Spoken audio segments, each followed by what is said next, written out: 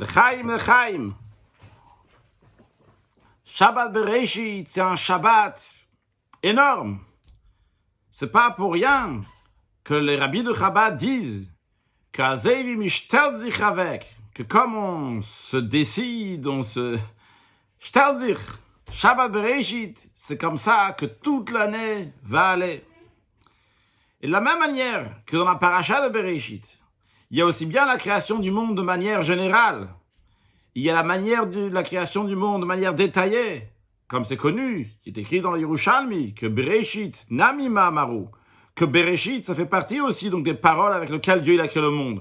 Mais c'est un Mahamar Klali, c'est écrit dans Chassidut, c'est une parole qui a créé le monde de manière générale, et après il y a les 10 paroles donc, qui détaillent les sujets avec lesquels Akadosh Baruch Hu a créé dans le monde. De la même manière aussi, on peut dire que dans le Shabbat Bereshit, notre Shabbat Bereshit, notre manière de vivre Shabbat Bereshit, il y a le Mamar Klali, il y a de manière générale. Qu'est-ce qu'on doit faire pour pour se décider, pour se diriger, pour prendre les résolutions ce Shabbat-là. Et après, il y a le fait de prendre les paquets, les forces que nous avons pris pendant le mois de Tishi, à Rosh Hashanah, à Yom Kippour, à Sukkot, à Simchat Torah, les détailler, les mettre en cache, les mettre en concret, dans les détails de la vie de tous les jours.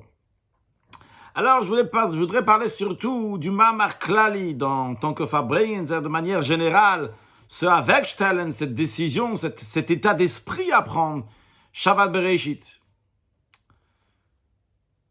Le soir, juste avant Shabbat Bereshit, donc jeudi soir, on a étudié avec des jeunes, un Mamar du Rebbe.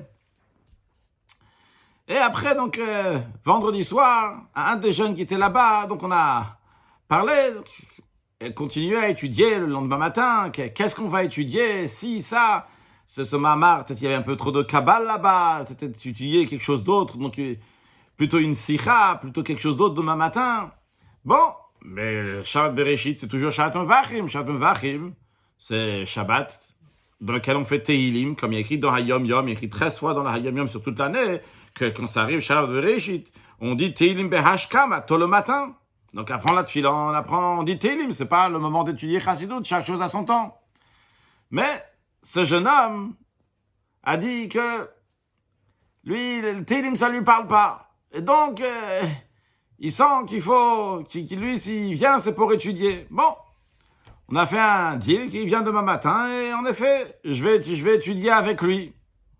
Je sais pas si c'était la bonne résolution bichlal de dire demain matin on va étudier ensemble ou pas, parce que peut-être c'est le moment de dire Tehilim. C'est le moment de dire Tehilim, mais c'est tout, on fait Tehilim maintenant.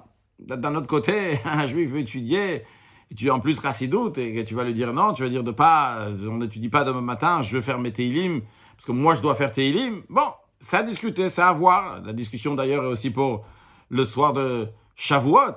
Le soir de Shavuot, ce qu'il faut faire, c'est lire le Tikkun Leil Shavuot. C'est évident que c'est ça qu'il faut faire. Mais il y a des veillées, d'études, etc.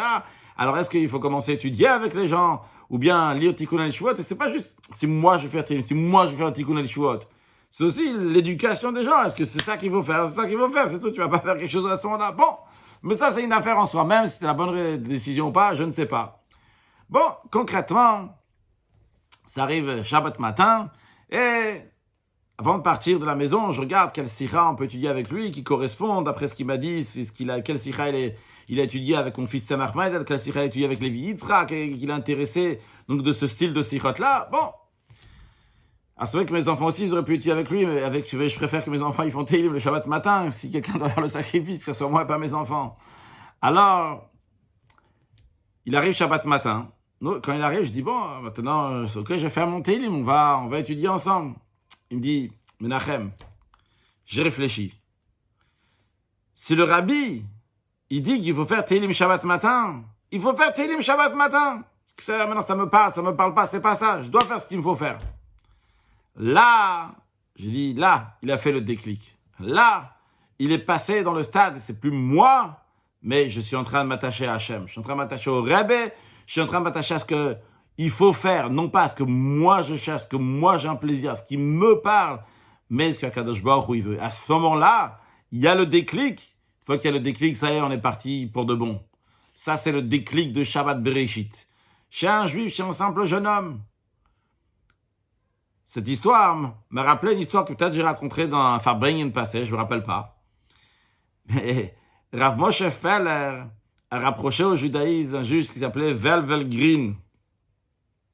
Ce juif était un grand professeur que la NASA avait parié sur lui, entre guillemets, avait compté sur lui, on donnait des milliards de dollars pour ses projets alors qu'il était encore un jeune homme. C'était un grand professeur. Et Rav Moshe Feller a fait étape par étape des choses pour le rapprocher du judaïsme. À la fin, si je saute toutes les étapes, à la fin, c'était un chassid du Rebbe, etc. Mais dans les premières étapes, un jour, il devait voyager. Et le Rav Moshe Feller a entendu qu'il devait voyager. Alors, il lui a téléphoné. Il lui a dit, s'il te plaît, quand tu vas prendre l'avion, appelle l'agence de voyage et demande-leur qu'ils te préparent un repas cachère, du manger cachère. Alors, professeur Velvel Green, il a pris le téléphone, il a appelé l'agence de voyage, prépare un repas cachère, ok, ça va faire plaisir au Chali, à Rav Moshe Feller, je vais le faire. Il prend l'avion. Il arrive dans l'avion, il commence à servir tout le monde, les hôtesses commencent à servir tout le monde. Et lui, il dit, j'ai commandé du cachère. Qui êtes-vous quand vous appelez Professeur Green? Tout le monde entend Professeur Green. Il mange cachère.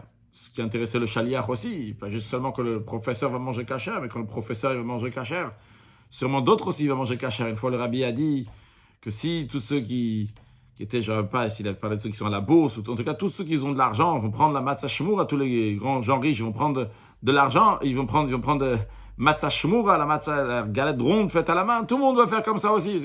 Quand un riche il fait quelque chose, les gens, c'est comme ça qu'il faut faire. En tous les cas, professeur Green, il mange cachère. Ok, l'hôtesse a dit, on va voir, etc. Bon, en attendant, il sert tout le monde. Et ça commence à sentir bon en plus. Et le ventre de Velvel Green commence à être encore plus affamé avec toutes ces bonnes odeurs. Et ils reviennent, ils disent, désolé, il y a une erreur, on n'a pas pris en compte, on ne sait pas ce qui s'est passé. Bon, concrètement, tarte, s'il n'y avait pas de quoi manger cachère pour professeur Velvel Green. Il était vraiment, vraiment pas content. Mais qu'est-ce qu'il va faire? Maintenant, il ne va pas aller dire, bon, donne du pas cachère. Ça se fait pas par rapport à ce qu'il a dit, je prends du cachère, maintenant il prend du pas cachère, c'est pas bien vu. Mais il était vraiment pas content. Et sa colère, surtout, elle était sur le chaliar, Moshe Feller, qui lui a dit de prendre du cachère. Il descend de l'avion, à l'aéroport. Il fait un appel PCV pour dire à Moshe Feller, c'est lui qui va payer l'appel, et il lui dit, à 11h du soir, il dit, écoute, il n'y avait pas de manger cachère. Maintenant, je me trouve devant une cafétéria, des sandwichs qui ne sont pas cachères. Et voilà, je voulais te dire, je vais prendre un sandwich aux saucisses. Je voulais t'annoncer ça avant que je le prenne. Je voulais te dire. Moshe Feller, il lui dit, écoute, maintenant, c'est à toi de décider que tu veux devenir juif. Je ne sais pas si c'est les mots exacts ou l'idée, mais en tout cas, l'idée, elle est, tu veux être juif, paye quelque chose. Fais un effort. C'est à toi de décider maintenant, c'est entre tes mains. Pas quand c'était facile et bon, ça arrive de toute façon, quoi qu'il arrive du cachère. C'est difficile et quand même, tu vas manger cachère. C'est là que tu vas avoir le déclic. Et Velvel Green raconte qu'en effet, il a fait la queue pour prendre le sandwich pas cachère, mais quand il arrive devant, il n'a pas réussi à le prendre. Il dit que depuis, c'est là qu'il a eu son déclic. Alors, vrai,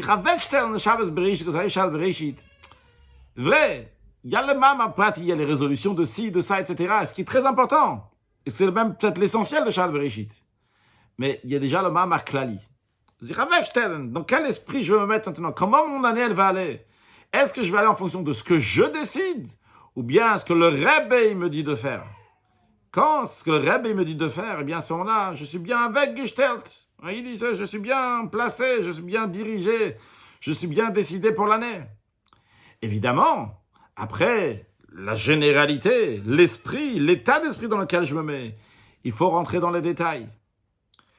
Bereshit, Shal Bereshit, c'est le moment où toute la marchandise, entre guillemets, que nous avons pris à Rosh Hashanah, la marchandise de faire régner Dieu à Rosh Hashanah, la marchandise de Teshuvah qu'on a pris à Kippour, la marchandise de joie qu'on a pris à Sukkot et à Simchat Torah. Maintenant, dans ce cas, Shal Bereshit, il faut ouvrir les valises et dire voilà, ça, maintenant, je vais dans telle étagère, ça, je vais dans telle étagère, ça, je vais dans telle étagère, ça, je vais m'en servir tel jour, ça, je vais m'en servir tel jour. Toutes ces choses-là, qu'on a pris, toutes ces forces-là, il faut rentrer dans les détails. Shabbat Bereshit, prendre des bonnes résolutions. Vrai, Très important, l'état d'esprit. Comment se décide Charles Bereshit. Mais il faut rentrer dans les détails maintenant. Prendre toutes ces forces-là et les rattacher au reste de l'année. Le mois de Tishi, c'est le locomotive. Mais le locomotive, il faut le rattacher au wagon. Si on ne rattache pas les wagons locomotives, le locomotive va aller, les fêtes de Tishi vont s'envoler, ils vont s'évaporer avec toute l'influence et l'inspiration qu'ils nous ont donnée. Il y a tout qui s'envole, il y a tout qui va partir. Ça va partir en fumée. Il faut rattacher les wagons, les 11 wagons de mois de l'année, Cheshvan, Kislev, Tevet, Shvat, etc., tout jusqu'à Elul. Il faut les rattacher avec Tishi. Tishi, on a pris des forces. Maintenant, il faut le mettre dans le concret. Alors, quand on se décide, on prend des bonnes résolutions. Ce Shabbat Bereshit, eh bien, Kadosh Baruch Hu aussi prend des bonnes résolutions qui va donner à tous les Bnei Israël tout ce qu'ils ont besoin matériellement et spirituellement, une excellente vie, une excellente santé, de la joie, du bonheur, le mazal des enfants, la réussite dans l'éducation des enfants, une excellente parnassa, et tout ce qu'il y a besoin matériellement et spirituellement, et que tous ensemble, on puisse faire un Bereshit, comme Akadosh Baruch Hu il a fait, Bereshit, a créé le ciel et la terre, et bien qu'Akadosh Baruch Hu, avec Asher HaShamayim HaChadashim Ve'aretz HaChadash, qu'on va mériter un nouveau ciel, une nouvelle terre, une nouvelle dimension de ciel et de la terre, une nouveauté avec la venue de Mashiach, Now, le Chaim, le Chaim.